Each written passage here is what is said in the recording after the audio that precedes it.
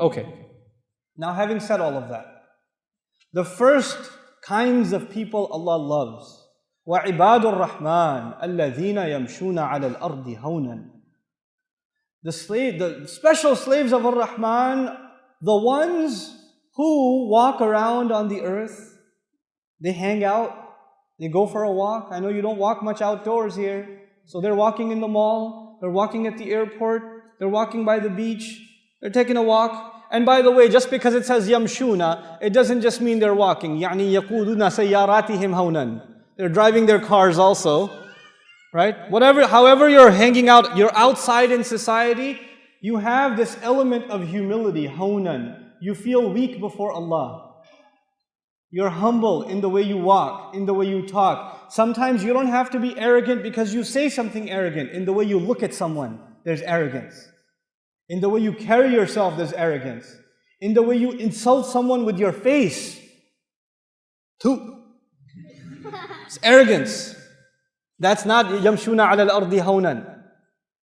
There are people that you have a good job. Maybe one of you works in one of those big towers over there that look all crazy, those big towers. You work over there and you're, walking around and there's a guy who works, in construction. He picks up bricks or cleans the street or something. And he gets too close to you and you're like, wait man, dirty. Dude, he's a Muslim. And on above it, even if he's not Muslim, he's a human being. Allah Azza wa Jal honored all children of Adam. وَلَقَدْ كَرَّمْنَا بَنِي Adam. We honored all children of Adam. Who are you to look down on another human being? Allah says people that are special to Allah, they have humility when they walk. يَمْشُونَ عَلَى الْأَرْضِ هَوْنًا. But then how do you know if you're humble? How can you check? Is there a litmus test? Yes, there is a test. And Allah gives us the test in the ayah. If you're asking yourself and I'm asking myself, am I humble or am I arrogant? How would I know? Well, here's the test. وَإِذَا خَاطَبَهُمُ الْجَاهِلُونَ قَالُوا سَلَامًا.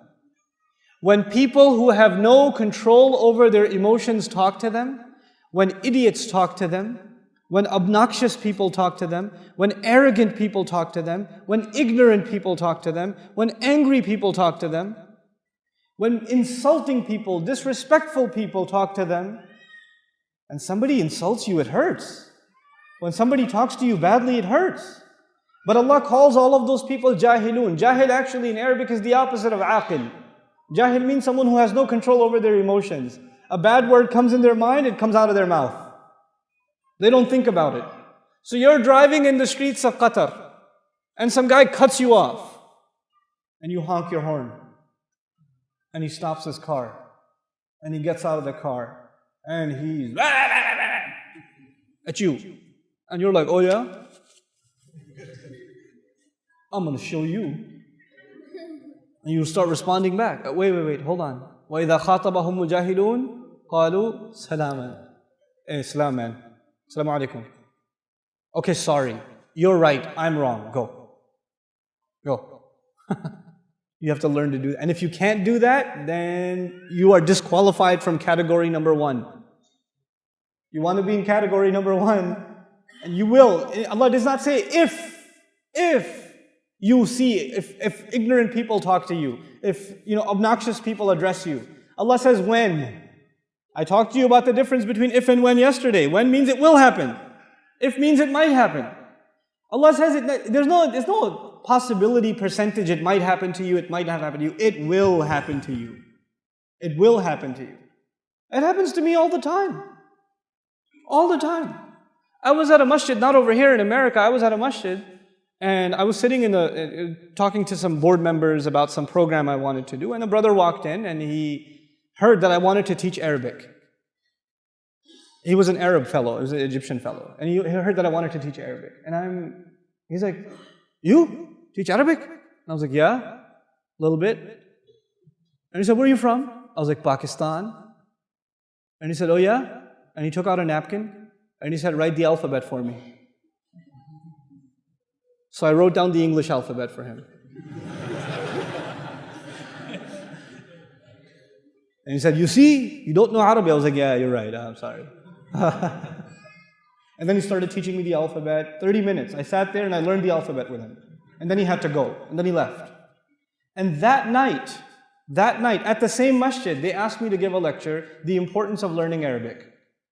If you go on YouTube and you search how to learn Arabic and why learn Arabic, why study Arabic, that lecture was at that masjid. And that guy was in the first row, smiling at me the whole time.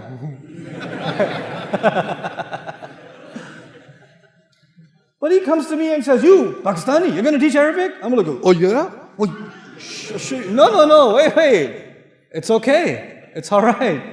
You're right, I don't know anything. It's okay. Don't get worked up.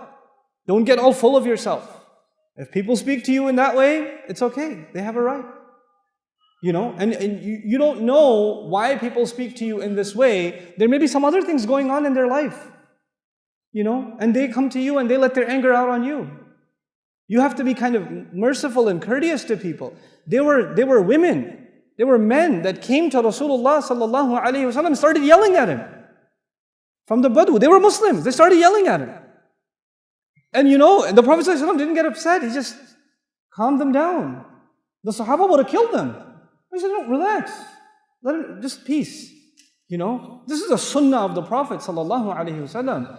When people say things that make you angry, you just gotta calm down. And by the way, guys, men over here, your wife will say a lot of things that make you angry, boy. Oh, ho, ho, ho, ho, ho, ho. And when you hear that, you don't say that she's jahil, but you do say salam. Just be quiet. Don't talk back. Sisters upstairs, ladies, your husbands will say things that will boil your blood. Oh my God, you will get angry. And Allah has given you a special power.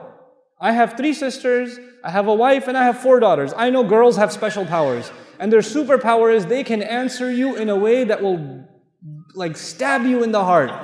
Oh my God, they have the most amazing answers. They'll be like, ah!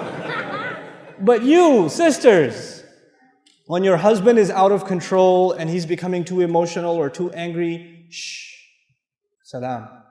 Change the subject.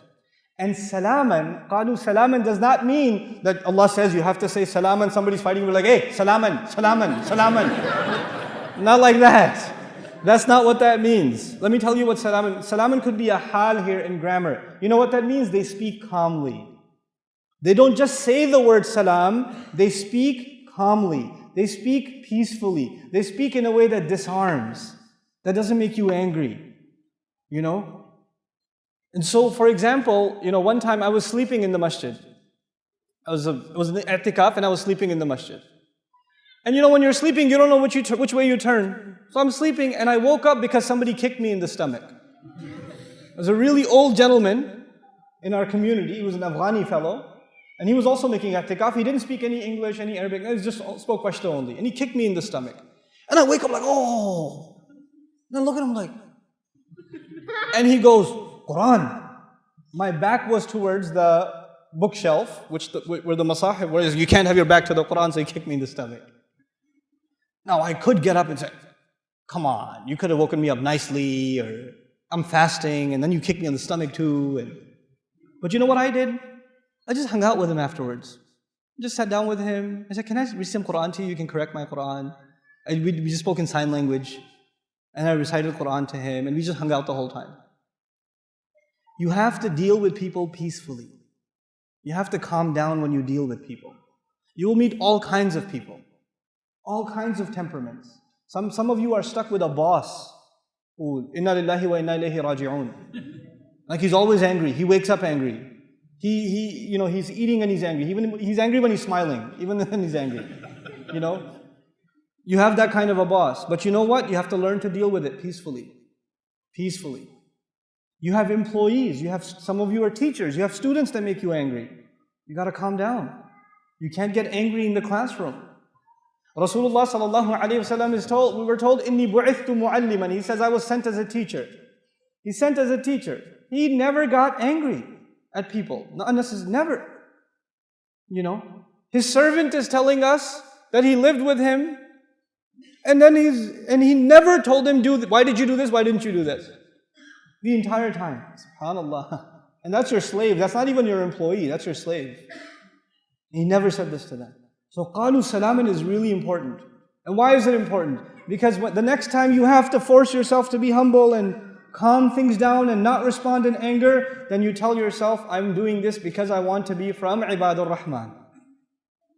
وَإِذَا خَاطَبَهُمُ الْجَاهِلُونَ قَالُوا سَلَامًا. This is category number one. Category number one. People who can control their anger. People who can control their pride. People who can let go of their ego and just diffuse a situation. Even if they're right. Even if they're right, they just say, it's okay, it's not worth it. It's not worth the fight. You know? قَالُوا سَلَامًا. I'll tell you an interesting story of Imam Abu Hanifa rahimahullah. Imam Abu Hanifa, obviously, a great faqih of his time, and then after, people are coming to him for fatwa all the time, and his mother had a question. And she asked a question, so he told her the answer, and she said, you don't know anything. Your mother can say that to you, right? I'm going to go ask that one over there. And that guy that she wanted to go ask, he was a da'i. He wasn't an alim, he was a da'i. Da'i means he can give people a reminder, he can tell people about taqwa, but he doesn't know about fiqh or sharia or anything like that. So his mother goes and asks him, and he says, let me do some research, I'll get back to you. And he comes back to who? Abu Hanifa. He was like, hey, your mom came over and she was like, she had a question. And he's like, okay, here's the answer, but don't tell her I told you. Right? Sometimes you will have people in your own family that don't like hearing from you. Maybe you became closer to the deen, but they're not that close to the deen. And that makes you angry. It makes you angry that some women in your family don't wear hijab. It makes you angry some young men in your family don't pray. You get mad at them. No, don't get angry at them. Speak with them peacefully. Speak with them calmly. Your anger will only take them further away from deen. They won't bring them closer. You have to have a soft heart towards those who are not there yet. You were not praying 5 times a day.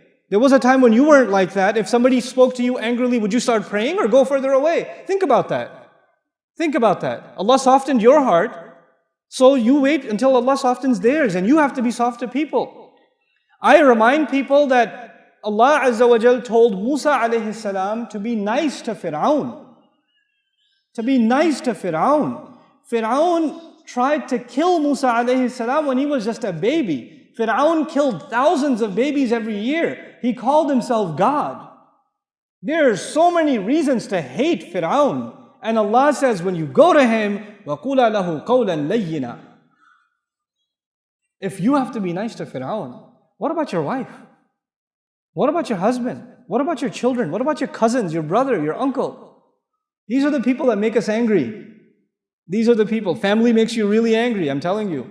I know. Siblings make you angry. And these are the people that deserve the most soft responses from us. We have to change the way we behave with them. This is قَالُوا سَلَامًا. Okay, this is category number one.